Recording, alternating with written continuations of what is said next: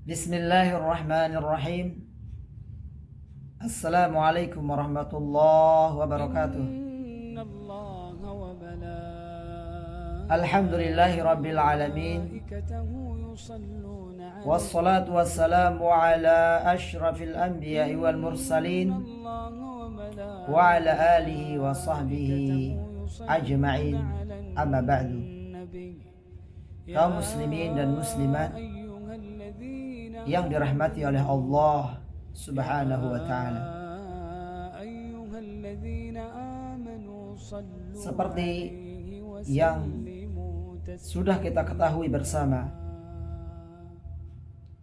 Allah Subhanahu wa ta'ala menciptakan jin dan manusia.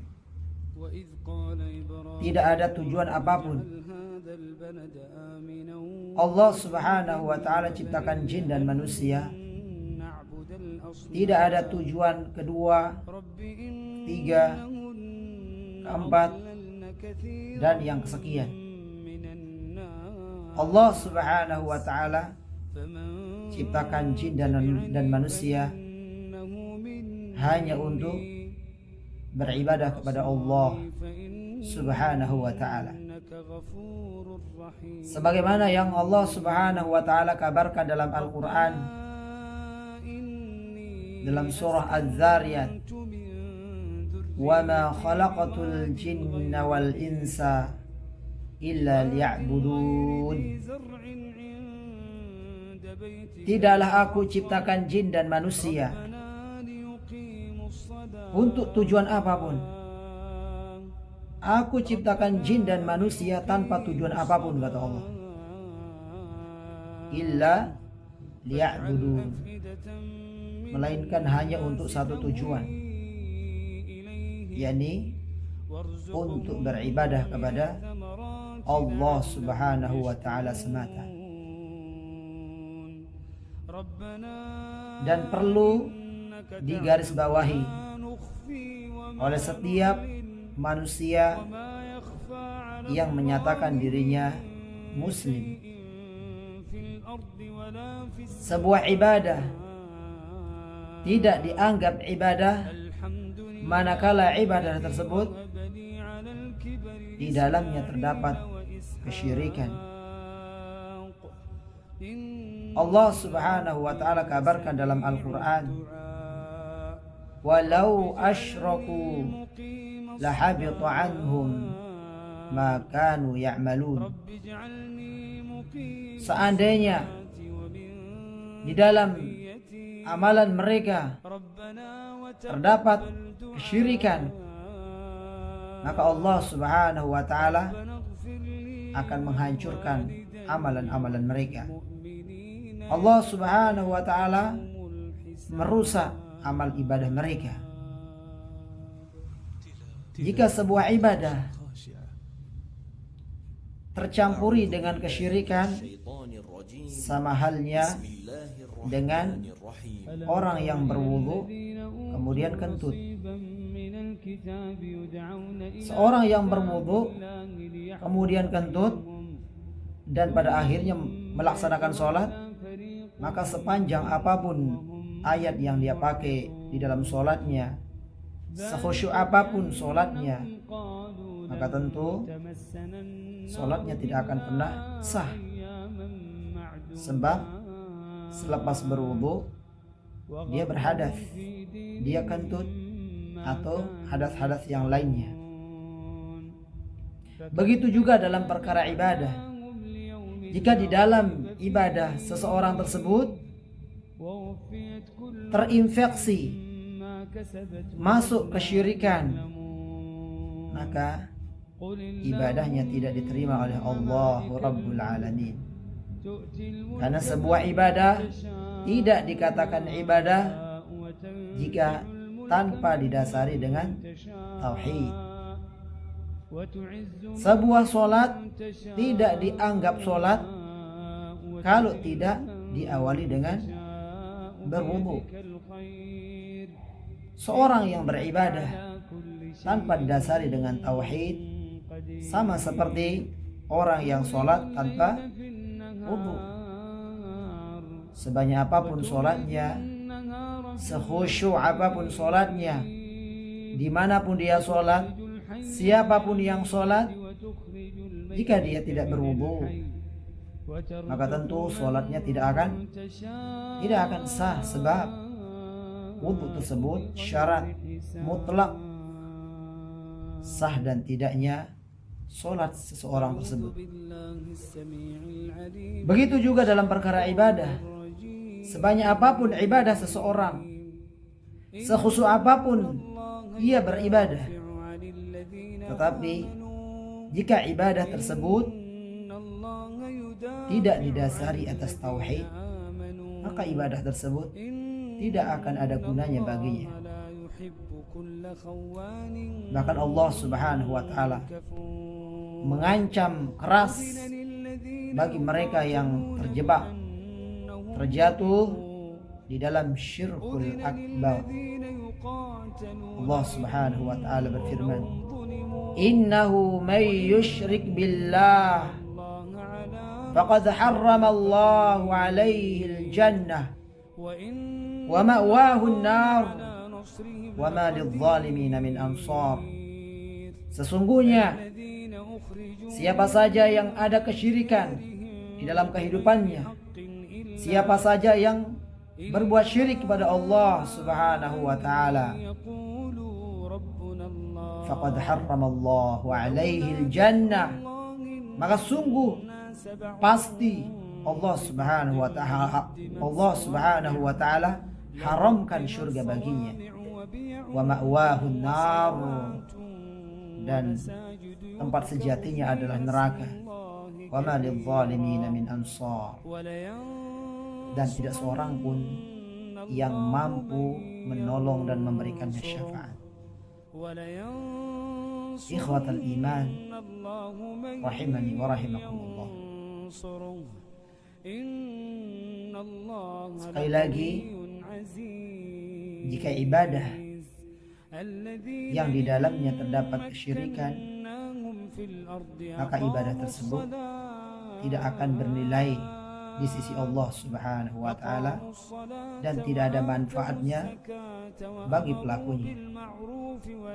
Jadi sama halnya dengan seseorang yang berwudu, kemudian setelah siap berwudu dia terkena hadas, dia terkena najis, atau dia kentut, kemudian setelah itu dia melakukan sholat, maka sholatnya tentu tidak ada manfaatnya, sebab syarat sholatnya tersebut sah, dia harus berwudu dan wudunya tanpa hadas, yakni dia belum berhadas setelah berwudu tersebut. Kalau kita sudah mengetahui kesyirikan tersebut merupakan perkara yang sangat berbahaya, maka tentu kesyirikan tersebut harus kita ketahui, karena ini merupakan penentu ibadah kita diterima oleh Allah Subhanahu wa taala, ditolak atau diterima. Dan di antara kesyirikan tersebut adalah pertama ujub.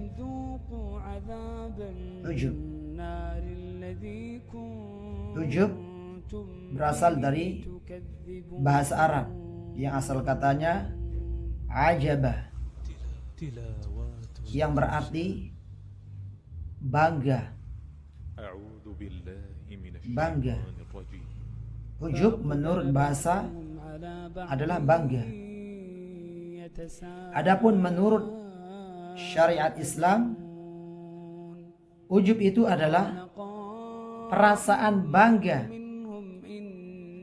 atas ibadah-ibadah, kebaikan-kebaikan dan prestasi yang didapatkan. Itu makna ujub. Jadi ujub tersebut dia tidak menceritakan kepada orang lain kalau dia pintar, kalau dia orang yang soleh, kalau dia orang yang paling banyak jasanya dalam membela Islam ini. Dia tidak cerita. Ini hanya perasaan. Jadi ujub adalah perasaan bangga atas ibadah-ibadah atau kebaikan-kebaikan, prestasi yang sudah dapat digapai selama hidupnya. Ikhwatal iman rahimani wa rahimakumullah. Dan di antara salah satu contoh daripada ujub, perasaan bangga atas ibadah-ibadah. Misal contohnya, kita merasa bangga sudah hafal Al-Quran, bisa menghafal, mengkhatam Al-Quran dalam jangka waktu yang singkat, 1 tahun. Ada perasaan bangga, ada perasaan ta'ajub, kagum akan dirinya, atau perasaan bangga sudah bisa membantu tetangganya yang membutuhkan bantuan, atau merasa bangga banyak jamaahnya, banyak orang yang menghormatinya, banyak orang yang mengikutinya, banyak orang yang mendengarkan ceramahnya. Ini ujub. Ujub ini merupakan bagian daripada kesyirikan. Ujub ini bagian daripada dosa menduakan Allah Subhanahu wa taala yang Allah ancam dalam Al-Qur'an, walau asyraku lahabita anhum ma kanu ya'malun. Seandainya dalam diri seorang hamba terdapat kesyirikan, maka hancur, tidak akan diterima, tidak akan bermanfaat ibadah-ibadah yang selama hidupnya yang ia lakukan. Ujub ini merupakan dosa besar. Dosa besar. Dia termasuk di dalam kategori syirkul asghar, syirik kecil, atau syirkul khafi, syirik yang tersembunyi. Ikhwatal iman rahimani wa rahimakumullah. Seseorang yang terkena dengan penyakit ujub, bagaimana ciri-cirinya? Ciri-ciri orang yang terkena dengan penyakit ujub, jika ia dicela oleh orang, maka dia akan marah. Dan kalau dia dipuji oleh orang, maka dia akan bahagia. Dia akan senang kepada orang tersebut. Dia akan terus berhubungan dengan orang tersebut. Karena apa? Karena dia senang ingin dipuji. Tetapi kalau dia dijelek-jelekan, kalau dia harga dirinya dijelek-jelekan sama orang, maka dia akan murka, dia akan marah. Adapun orang yang ikhlas, orang yang bertauhid, dikala ada orang yang menjelek-jelekannya, kalau ada orang yang datang menjelek-jelekan harga dirinya, dia tidak marah. Tetapi orang yang ikhlas, orang yang bertauhid, hanya akan marah jika agamanya yang dihina, jika sunnah Nabi SAW yang dilecehkan. Tapi kalau yang dilecehkan, kalau yang dijelek-jelekan itu harga dirinya, dia tidak marah. Karena apa? Karena orang yang bertauhid, dia mencintai dan dia membenci, dia marah dan cinta itu karena Allah. Jika harga dirinya yang dilecehkan, jika harga dirinya yang dijelek-jelekan, dia tidak marah. Kalau seseorang yang ujub, kalau dia dijelek-jelekkan harga dirinya, dia akan marah. Tetapi kalau yang dijelek-jelekkan itu agamanya, dia fine-fine saja. Nah, ujub ini merupakan bagian daripada dosa menduakan Allah Subhanahu wa ta'ala. Kenapa ujub ini dikategorikan dosa syirkun, dosa menduakan Allah Subhanahu wa ta'ala? Lalu dengan siapakah pelaku ujub tersebut menduakan Allah Subhanahu wa ta'ala? Orang yang ujub, orang yang bangga atas ibadahnya, orang yang bangga atas kebaikan-kebaikannya, bisa membantu orang banyak, bisa membantu fakir miskin, dan dia bangga akan hal tersebut. Kemudian dia bangga atas kesuksesan yang ia gapai. Dengan siapa dia menyekutukan Allah Rabbul Alamin? Dia menyekutukan Allah Subhanahu wa ta'ala dengan dirinya, dengan jiwanya. Allah Subhanahu wa ta'ala berfirman dalam surat Al-Fatihah, orang yang ujub, dia telah menafikan firman Allah Subhanahu wa ta'ala, iyyaka nasta'in, iyyaka na'budu wa iyyaka nasta'in. Jadi orang yang ujub telah menafikan iyyaka nasta'in, ya Allah, hanya kepadamu lah tempat hamba minta pertolongan dan perlindungan.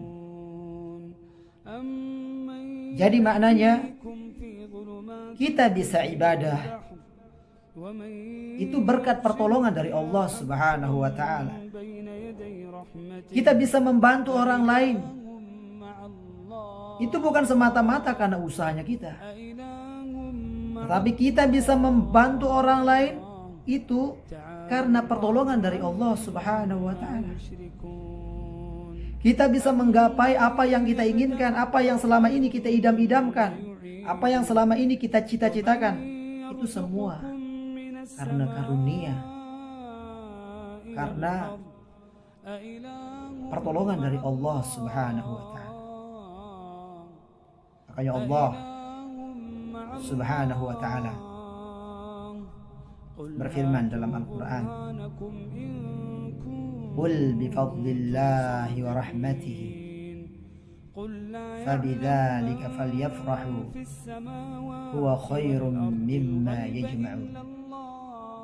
Qul bifadlillahi wa rahmatihi, wahai Muhammad, sampaikanlah kepada manusia, pada kaum muslimin, bifadlillahi wa rahmatihi fabidzalika falyafrahu, hendaklah mereka lebih berterima kasih, lebih bersyukur kepada Allah manakala mereka diberikan karunia-karunia, mereka diberikan rahmat berupa dia bisa sholat, dia diberikan taufik oleh Allah Subhanahu wa ta'ala, dia bisa baca Al-Quran, dia bisa hafal Al-Fatihah. Suruh mereka lebih berterima kasih kalau diberikan rizki berupa itu. Dzalika khairum mimma yajma'un, karena itu jauh lebih baik, jauh lebih tinggi nilainya di sisi Allah Subhanahu wa ta'ala dengan apa yang mereka kumpul-kumpulkan di dunia. Salat subuh yang Anda lakukan, ikhwatal iman, yang 2 rakaat, itu lebih tinggi nilainya daripada rumah Anda, lebih tinggi nilainya daripada tabungan Anda, lebih tinggi nilainya daripada pulau tempat Anda tinggal, di provinsi tempat Anda tinggal, lebih tinggi nilainya daripada dunia dan seisinya. Rasulullah sallallahu alaihi wasallam bersabda dalam sebuah hadis, rakaataini qabla al-fajr khairan min ad-dunya wa ma fiha. Salat 2 rakaat sebelum subuh lebih baik daripada dunia dan seisinya. dan kita bisa sholat subuh, itu semuanya karena karunia dan rahmat dari Allah Subhanahu wa ta'ala. Kalau bukan karena karunia, kalau bukan karena rahmat dari Allah Subhanahu wa ta'ala, maka pasti kita tidak akan bisa hafal Al-Quran. Pasti kita tidak akan bisa beribadah sholat 5 waktu. Pasti kita tidak akan mampu untuk membantu orang lain. Pasti kita tidak akan mampu menggapai setiap apa yang kita dambakan, apa yang kita cita-citakan. Semuanya itu berkat bantuan dari Allah Subhanahu wa ta'ala. Dan inilah makna daripada Iyyaka nasta'in. Ya Allah, hanya kepadamu lah hamba meminta perlindungan. Maksud ayat ini, apapun kebaikan-kebaikan yang kita lakukan, itu semuanya karunia, taufik dari Allah Subhanahu wa ta'ala. Bukan semata-mata karena usahanya kita, sehingga tidak boleh ada perasaan di dalam hati kita. Perasaan ujub, bangga atas ibadah-ibadah, atas kebaikan-kebaikan yang kita lakukan atau atas prestasi yang kita dapatkan. Ikhwatal iman rahimani rahimakumullah. Lalu apakah perasaan yang harus ada pada diri kita jika kita sudah bisa beribadah, jika kita diberikan sholat oleh Allah, jika kita diberikan kemampuan untuk taat kepada sunnah-sunnahnya, jika kita sudah diberikan oleh Allah Subhanahu wa ta'ala mampu memberikan bantuan kepada orang lain, jika Allah Subhanahu wa ta'ala memberikan kepada kita apa yang kita cita-citakan, apa yang kita idam-idamkan selama hidup kita, maka yang harus dilakukan adalah bersyukur kepada Allah Subhanahu wa ta'ala. Adalah kita bersyukur, berterima kasih kepada Allah Subhanahu wa ta'ala sebanyak-banyaknya, karena Allah Subhanahu wa ta'ala telah memberikan karunia kepada kita. Kita bisa baca Al-Fatihah, kita bisa membaca Alhamdulillah, kita bisa membaca Al-Quran, kita bisa membantu orang lain, kita bisa makan, kita bisa menghirup oksigen, kita bisa melihat, kita bisa mendengar. Hendaklah kita berterima kasih, bersyukur kepada Allah Subhanahu wa ta'ala. Sebab apa?